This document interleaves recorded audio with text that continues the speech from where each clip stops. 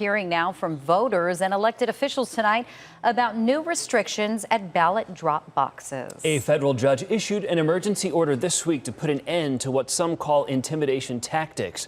Jason Berry is joining us live from outside the Maricopa County Election Command Center to explain how this ruling will impact voters dropping off their ballots. Jason? Well, the hope is it will help voters feel more comfortable and not be intimidated or scared to drop off their early ballots.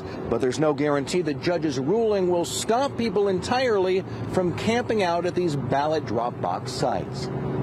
Armed men wearing tactical gear have been spotted at ballot drop box locations in Phoenix and Mesa, raising concerns about voter intimidation. There have also been complaints about voters being recorded on cell phones as they drop off their ballots. A federal judge has now ruled this kind of behavior has got to stop. It's important for voters to know, you have a right to drop off your ballot. No one should be asking you, who are you and who are you dropping it for? That's illegal.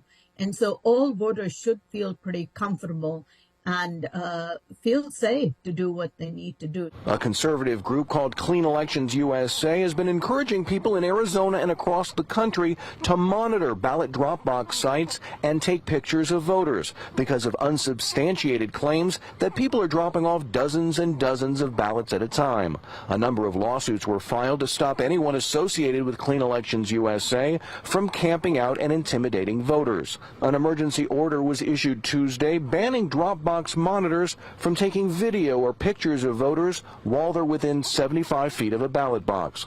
Monitors are also prohibited from posting pictures of voters online or making false statements about election laws. The court order also prevents monitors from openly wearing body armor or carrying guns within 250 feet of a drop box.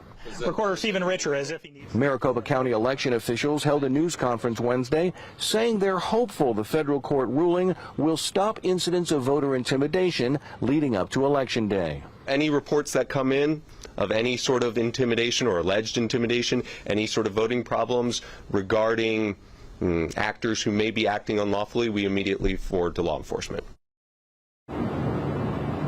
Now, the court order does still allow individuals to carry a gun within 75 feet of a ballot drop box location, but that weapon must be concealed. Election officials are also warning the public about another bogus story going around the internet that says that all votes are to be counted by the end of Election Day. Election officials say that's not the case. It's never been the case. It sometimes takes days to have a final result, and these kind of stories simply raise unnecessary doubts about the election process.